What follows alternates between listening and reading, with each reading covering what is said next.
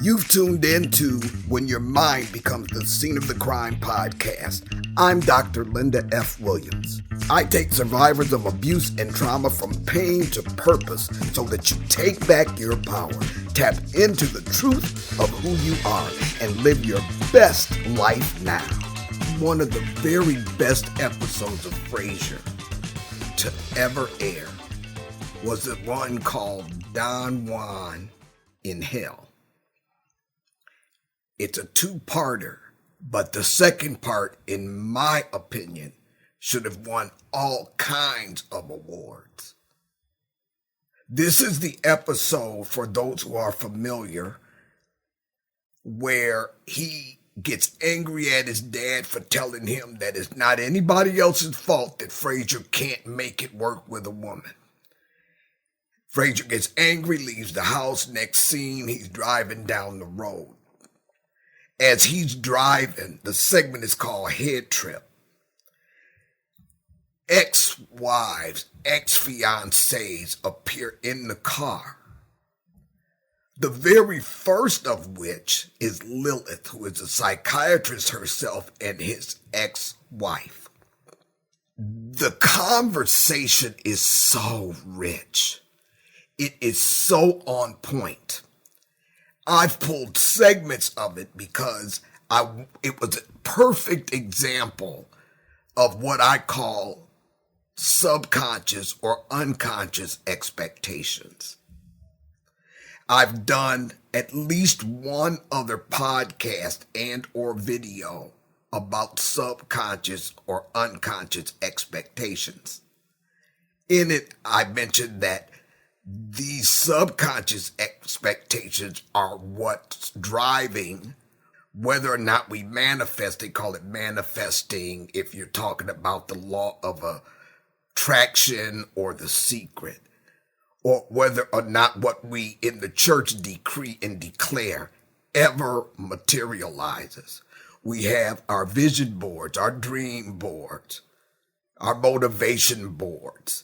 But the board and the pictures on it in itself are not enough to bring your desired goals into existence. We're not manifesting because of these internal expectations. Now, in Frasier's case, he was always self-sabotaging his relationships. On one hand, he's Mr. I can't tell a lie because of ethics at some professional psychiatrist. On the other hand, he's telling lie after lie in relationships. Whatever it was, he would cut it off because if it got anywhere near being solid, he would self-sabotage. And that's what this conversation is in the car on its way to what turned out to be the family cabin. I'm not going to play the entire thing because of copyright concerns, but I do encourage you to look up season 9, episode 2 called Don Juan in Hell because it's so rich in the conversations. You'll watch it multiple times because it's telling us the truth about what we're going through. So the first part I'm going to play for you occurred after he had gotten to the cabin. And in this scene, his mother, who passed away, his ex-girlfriend from college, I guess they were supposed to get married as well, his former girlfriend, Diane Chambers, who he met on Cheers, when Frasier was on Cheers, and she left him at the altar, and then his ex-wife, Lilith Stern, and she's a psychiatrist, but she cheated on him, which led to him moving back home to Seattle. But in this scene, his mother says some things to him that wakes him up. Let's listen. She was too good. And that's why you were afraid. All right, you're saying that I'm afraid of a good woman? You're afraid of losing a good woman. Again. It's bordering on a real epiphany for Frasier. See, this is the problem with us. We want, wish, wait for, pray for what we know in our head, our conscious desire.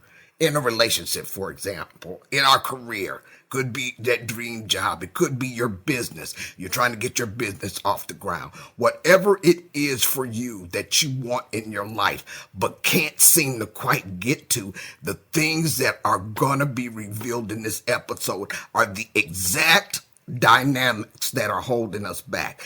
It's not about we don't know what we want. It's not about we don't want what's good for us. It's about what we're not dealing with inside.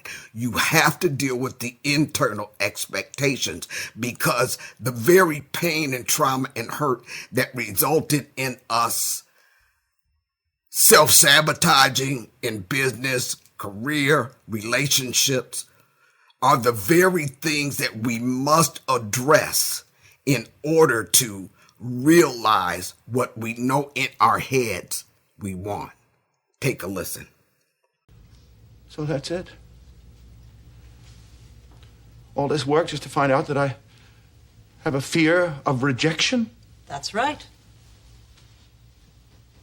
So I'm alone? Because I'm afraid to be alone? Powerful. You mean I'm alone because I'm afraid of being alone? I cannot tell you how deep this episode is. We cannot keep dragging around the past. We hear the phrase, living in the past. Don't live in the past. And if when we hear that, we could relate to exactly what that means for us specifically, then it would be a big epiphany for all of us as well.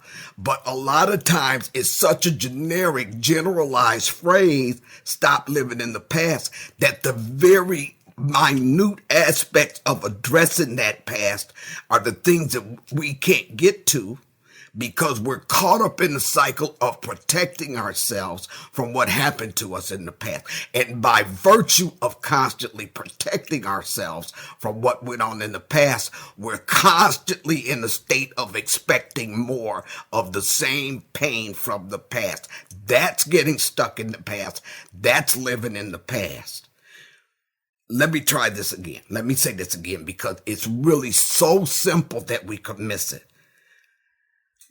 Our trauma brain has us on high alert at all given times.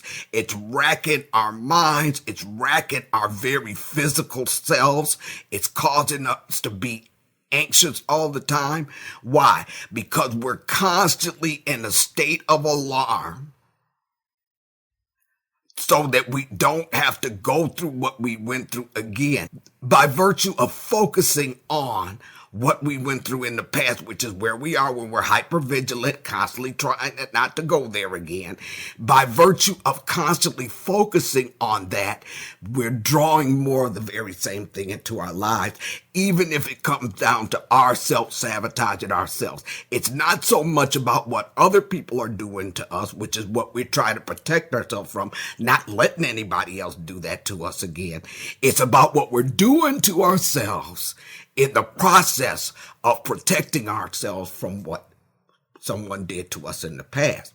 So you have to separate yourselves from that past in order to be able to get a different focus, not so inwardly protection focus, but more outwardly focusing on what we know in our heads that we want, while at the same time addressing the internal expectations that are holding us back. Let's go back to Frasier for just to the last segment that I want us to listen to. Don't feel too bad. You'll always have us, isn't that right, girl? right. You'll be That's crushing right. for your flight. All right, wait a minute! That's it. That's my problem. You are always there. I have carried you with me throughout every relationship, on every date. You pick apart the women I care about, and you remind me how much it'll hurt if I open myself up. You don't help me. You hold me back. How will I ever move forward if I don't put you behind me. For us to let go of the past, we have to face it. We have to turn around and face it. It's a process. Nothing happens. You can't decide, okay, today I'm going to face it. Okay. And then say, okay, now I faced it. Now I'm getting rid of it. That kind of stuff does not work. It's a process because the trauma has been so deeply ingrained in our hearts, in our souls, in our brains, that becomes the default setting. Just like your computer is set up to do certain actions when you hit the on button, it will automatically progress through these actions until you see something on your screen and can move forward. When we're stuck in these subconscious expectations, trying to protect ourselves from the past so that we don't deal with it in the future, we become so fearful that we are not open up to the future that we consciously want.